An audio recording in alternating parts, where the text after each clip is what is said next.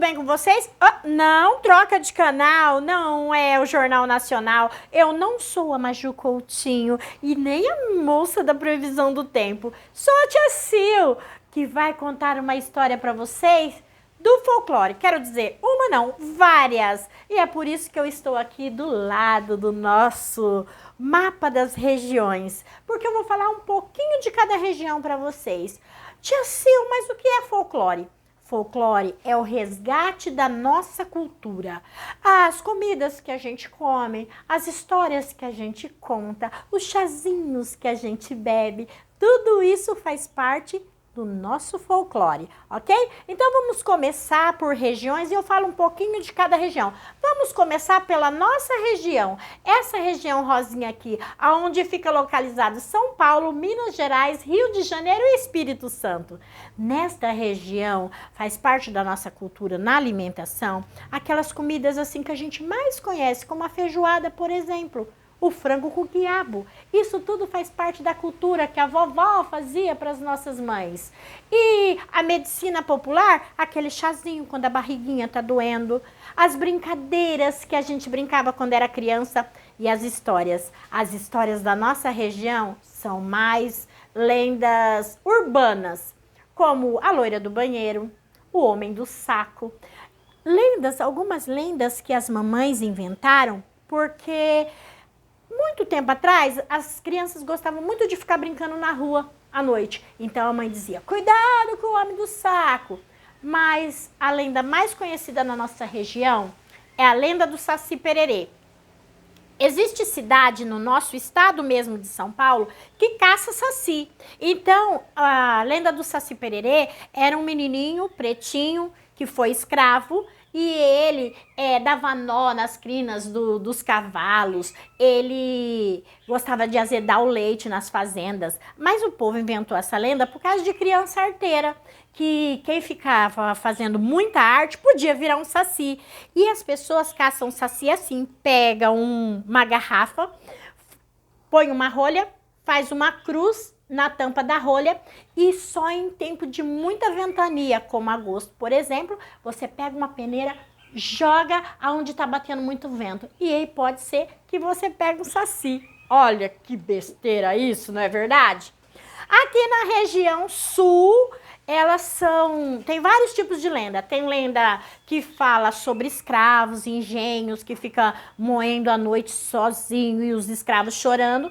Tem também a lenda das cataratas do Iguaçu, que é uma lenda linda de um índio que se apaixonou por uma índia, mas não puderam ficar juntos, então eles choravam, virou aquela catarata imensa.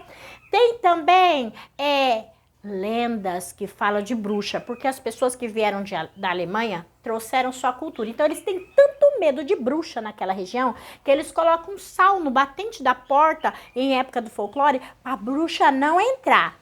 Mas a história mais conhecida nessa região, que faz parte do folclore, é a história do Negrinho do Pastoreio, que é a história de um menininho que era escravo e ele conhecia, quer dizer, ele cuidava dos cavalos do patrão. Enquanto o seu patrão tomava chimarrão, que é o costume deles lá no sul, eles gostam de tomar chimarrão, fazer churrasco, essas coisas. Então, enquanto ele tomava chimarrão, o Negrinho cuidava dos cavalos, mas o menino dormiu e deixou um cavalo fugir. E aí o seu patrão deu-lhe uma surra que o menininho morreu. Então lá eles costumam dizer que quando você perde alguma coisa, você pede para o negrinho do pastoreio que ele te ajuda. Aqui na região Nordeste é a região Oxente Homem, aonde teve Virgulino Lampião. Então ali nessa região tem muitas histórias, algumas histórias assim assustadoras. As histórias de Lampião e Maria Bonita, que foram cangaceiros, eles viviam muito nas caatingas. Então tinha muitas histórias de assombração com uma tal de uma bola de fogo. É a história mais conhecida de lá, que tem uma bola de fogo que aparece no meio das plantações e se você ficar andando à noite... tem também a história da mula sem cabeça aqui, que é a história de uma moça que se casou com um padre. E aí ela virou mula sem cabeça. Mas para você desencantar a mula sem cabeça, você tem que pegar um alfinete, bater no bumbum dela. E aí você tem que ter muita coragem para fazer isso, não é verdade? Bom, aqui na região centro-oeste, é a região aqui do Mato Grosso do Sul, Goiás. Ah, e quando foi para construir Brasília, as pessoas vinham com suas malas de outras regiões e traziam com eles as histórias, as culturas. Aqui tem muita gente que levou a cultura do Sul, que é esse pessoal do Mato Grosso do Sul. Já era tudo Mato Grosso, mas como eles foram do Sul, eles colocaram Mato Grosso do Sul. Eles iam tomar chimarrão, mas lá é muito calor. Então eles substituíram a água quente do chimarrão pela água gelada e virou o tereré. Nessa região tem várias lendas, mas as lendas mais conhecidas são histórias de pescadores. E também as histórias da nossa região, como foi para lá, tem todo tipo. E como tem muito rio lá, uma das histórias mais conhecidas é a história da Iara. Aqui na região norte são muitos índios, então tem muita lenda indígena, muito costume de comida indígena. E uma das lendas mais conhecidas naquela região é a lenda do boto cor-de-rosa, que a gente sempre aprende na escola.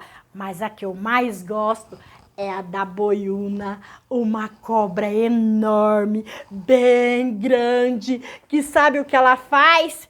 Ela anda por baixo do rio, então as mães têm muito medo.